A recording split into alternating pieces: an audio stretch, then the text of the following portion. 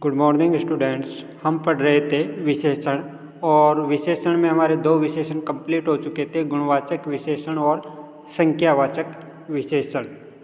आज स्टार्ट करेंगे हम परिमाणवाचक विशेषण। परिमाण का अर्थ क्या होता है? परिमाण का अर्थ होता है मापतोल। मापने का अर्थ है यहाँ पर नाप से, यानी वे वस्तुएं जिनको हम नापकर या तोलकर लेते हैं एक मात्रा के रूप में। मात्रा मापतोल बात एक ही है। मात्रा के रूप में लें या मापतोल के रूप में लें तो वे वस्तुएं जिनको हम मापकर या तोलकर लेते हैं क्या कहलाता है? परिमाण। एक था हमने पढ़ा था ऊपर संख्यावाचक विशेषण। तो संख्या के अंतर्गत हमने पढ़ा था कि संख्यावाचक विशेषण में किसी संज्ञा या सर्वनाम की क्या बताई जाती है? संख्या।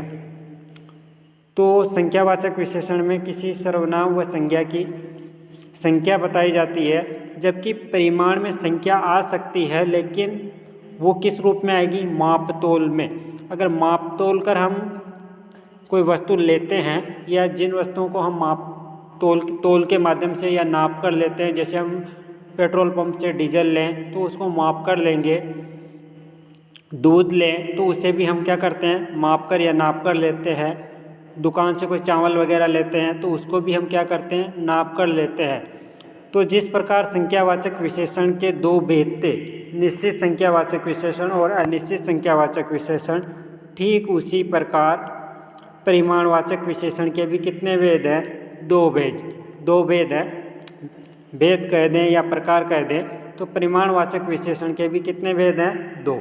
एक तो निश्चित परिमाणवाचक विशेषण और एक अनिश्चित परिमाणवाचक विशेषण। बात वही रहेगी जो संख्यावाचक विशेषण में थी कि निश्चित संख्यावाचक में वहाँ निश्चित संख्याओं का बोध होता था और अनिश्चित संख्यावाचक विशेषण में अनिश्चित संख्याओं का बोध होता था। यहाँ पर निश्चित परिमाणवाचक में निश्चित परिमाण यानी वे वस्तुएं जिनका निश्चितता का हमें पता चलता है कि मापतोल का निश्चित पता चलता है, तो वहाँ निश्चित परिमाणवाचक हो जाएगा। और अनिश्चित परिमाणवाचक यानी वे वस्तुएं या धातुएं जिनको हम मापतोल कर लेते हैं लेकिन उनको निश्चित रूप में नहीं लेते या निश्चित स्थिति का हमें पता नहीं रहता, तो फिर वहाँ हो जाएगा अनिश्चित परिमाणवाचक विशेषण। स्टार्ट करते हैं परिमाणवाचक विशेषण। इसमें परिभाषा दे रखी है, परिमाणवाचक विशेषण उन संज्ञा या सर्वनाम का परिमाण। परिमाण का अर्थ यहाँ भी दे रखा है मापतोल, यानी परिमाणवाचक विशेषण उन संज्ञा या सर्वनाम का परिमाण, मापतोल या मात्रा बताते हैं जिन्हें गिना नहीं जा सकता, यानी जिनकी गिनती नहीं की जा सकती और मापतोल के माध्यम से जिनको हम प्रयोग में लेते हैं या जो मापतोल के माध्यम से प्रयोग में आते हैं वो किसके अंतर्गत आएंगे? परिमाणवाचक में। और जिन्हें गिना जा सकता है वो किसके अंतर्गत आएगा? संख्यावाचक विशेषण के अंतर्गत। तो दोनों में ये अंतर है कि अगर गिना जा सकता है तो वो आएगा संख्यावाचक विशेषण में, और अगर गिना नहीं जा सकता और मापतोल कर आदान प्रदान किया जाता है तो वो आएगा परिमाणवाचक विशेषण के अंतर्गत।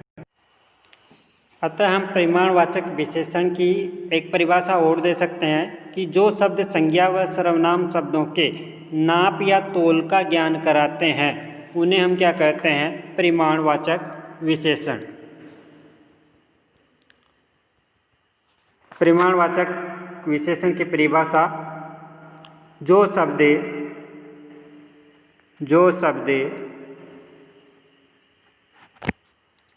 संज्ञा व सर्वनाम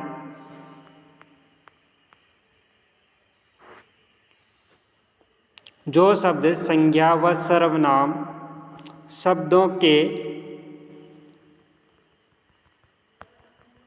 माप या तोल का, सर्वनाम शब्दों के माप या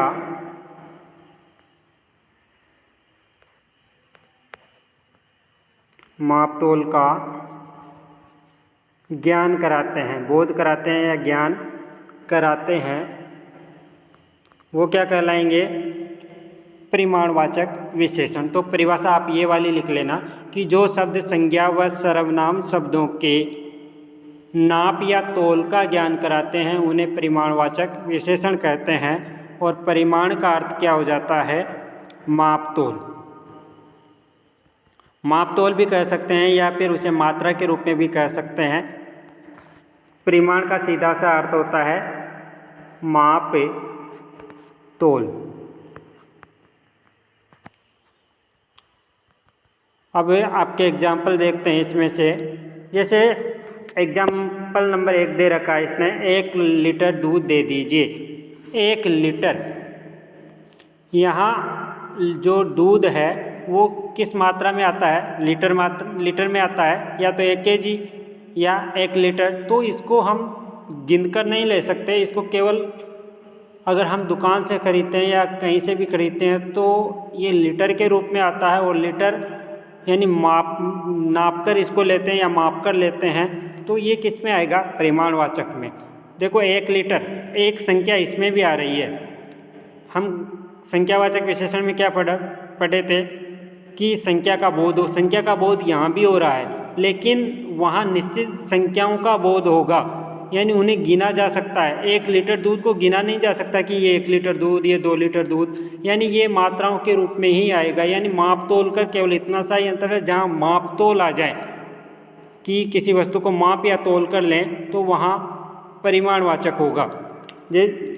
एक चीज़ और बताई थी मैंने कि विशेषण के साथ विशेष्य। देखो 1 लीटर दूध, तो 1 लीटर तो क्या हो गया? दूध की विशेषता बता रहा है, तो विशेषता बताने वाला शब्द क्या हो गया? विशेषण। और किसकी विशेषता बता रहा है? दूध की, तो दूध क्या हो गया? विशेष्य।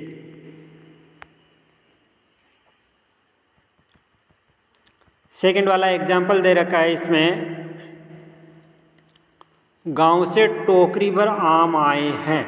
टोकरी भर, अब देखो यहाँ निश्चित तो पता नहीं है टोकरी भरकर कि कितने आए हैं। टोकरी भरकर आए हैं तो कितनी टोकरी भरकर आई है, टोकरी बड़ी है या छोटी, ये चीज़ें निश्चित नहीं है। परिमाण है क्योंकि टोकरी भर, क्योंकि टोकरी में कितने हैं गिन भी नहीं सकते, तो जिन्हें गिना नहीं जा सकता वो संख्यावाचक के अंतर्गत तो आ ही नहीं सकते, तो परिमाण के अंतर्गत आएगा। और टोकरी भरकर है, तो टोकरी भर तो क्या हो गया? विशेषण। और आम क्या हो गए?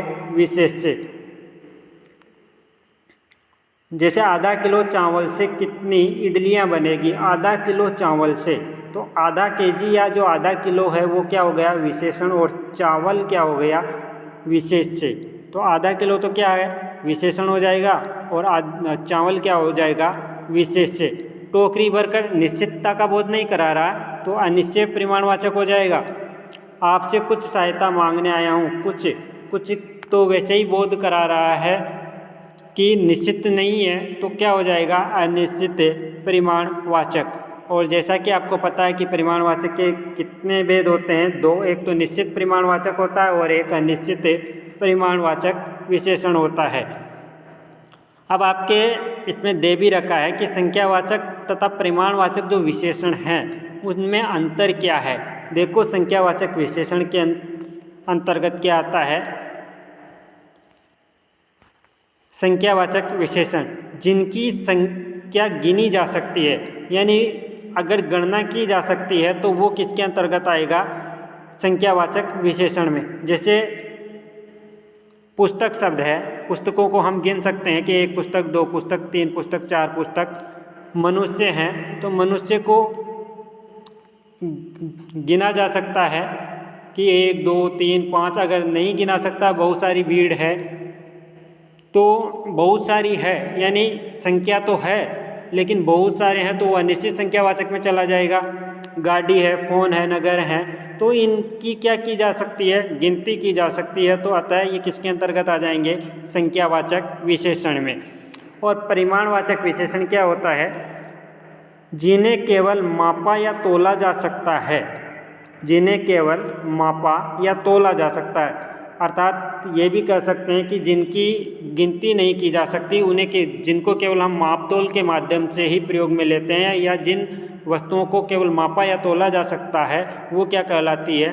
परिमाणवाचक विशेषण। जैसे दैनिक जीवन में काम आने वाली चीज़ें, दूध है, दूध को हम गिन नहीं सकते, माप तोल के माध्यम से ही ले सकते हैं। दही हुआ, तेल हुआ, घी है, कपड़ा है। जैसे कपड़ा है तो इसे माप कर ही लेते हैं कि 1 मीटर, 2 मीटर, 3 मीटर, 5 मीटर।